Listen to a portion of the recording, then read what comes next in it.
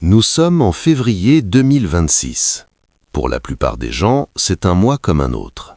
Mais dans les couloirs de Bruxelles et de Francfort, le destin de votre portefeuille est en train d'être scellé. Si vous m'écoutez aujourd'hui, c'est que vous avez compris que l'argent que vous utilisez change de nature. Avant d'entrer dans les détails techniques de ce qui nous attend d'ici 2029, faites un geste pour votre éducation financière. Abonnez-vous à cette chaîne et activez la cloche. Le système avance dans l'ombre, nous allons mettre la lumière sur ce vote législatif de 2026. C'est fait? Alors décryptons ce qui se prépare.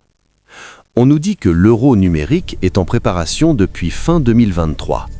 On nous promet des tests en 2027 et une mise en circulation vers 2029.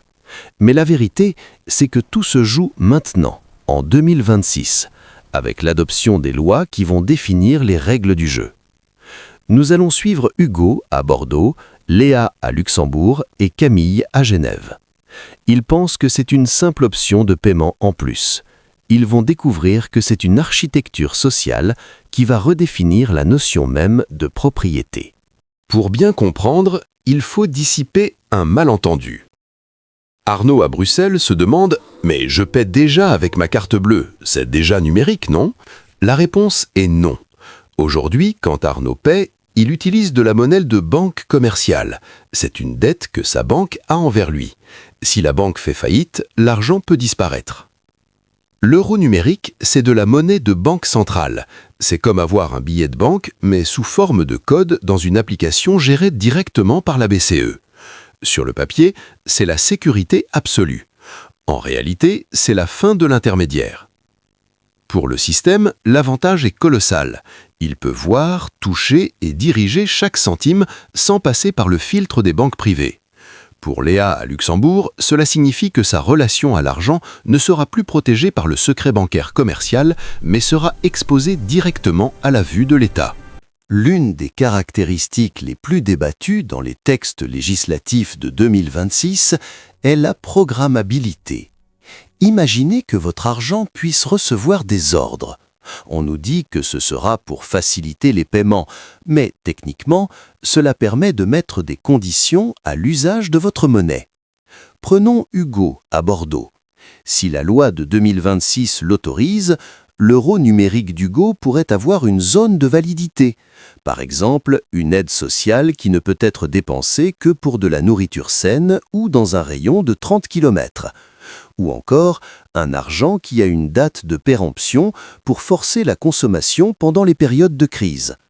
Ce n'est plus une monnaie neutre, c'est un outil de politique économique qui peut s'activer ou se désactiver selon les besoins du système.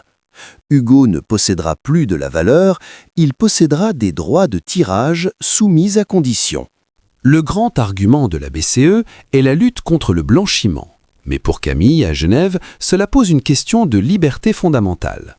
En Suisse comme en Europe, le liquide est le dernier espace de vie privée. Avec l'euro numérique, chaque transaction laisse une trace indélébile sur un registre centralisé. Le citoyen doit s'attendre à ce que chaque achat, même le plus insignifiant, soit enregistré. Si vous achetez un livre controversé, si vous faites un don à une association qui déplaît au système, ou si vous consommez trop d'un produit mal vu, l'information est stockée. En 2026, les débats législatifs portent sur les seuils d'anonymat, mais la technologie, elle, permet une surveillance totale.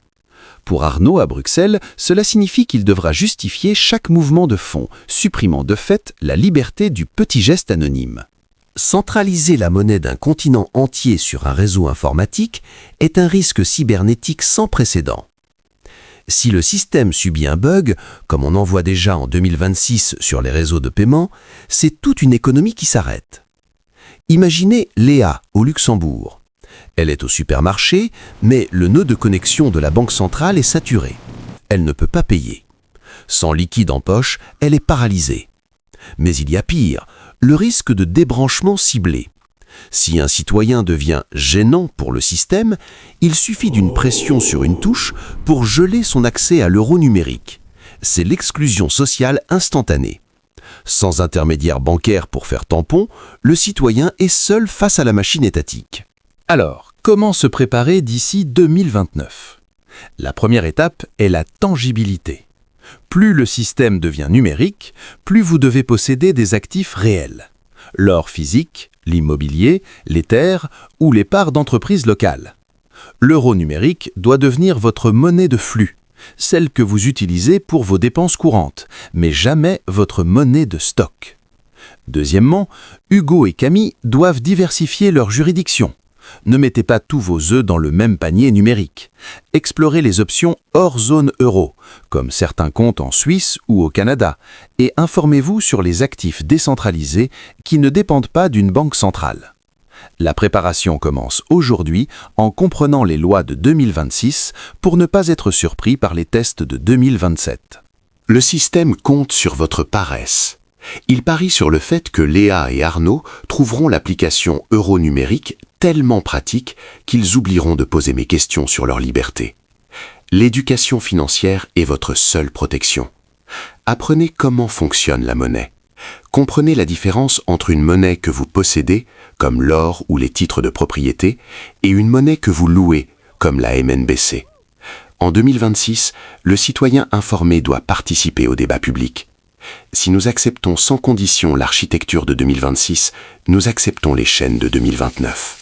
Nous sommes à l'aube d'un changement historique. L'euro numérique peut être un outil de modernisation ou l'instrument d'un contrôle absolu. Tout dépendra de la vigilance du peuple face aux lois de 2026. Hugo, Léa, Arnaud et Camille ne sont pas impuissants. Ils ont le pouvoir de s'informer, de diversifier leurs avoirs et de protéger leur souveraineté individuelle. Ne laissez pas le système décider de la valeur de votre liberté. Si ce décryptage informatif vous a aidé à voir plus clair dans les enjeux de 2026, n'oubliez pas, abonnez-vous, activez la cloche. La connaissance est la seule monnaie qui ne peut pas être programmée par une banque centrale. C'était votre expert finance. Protégez votre futur, car personne d'autre ne le fera pour vous. Restez tangible, restez vigilant et surtout, restez libre. À très bientôt.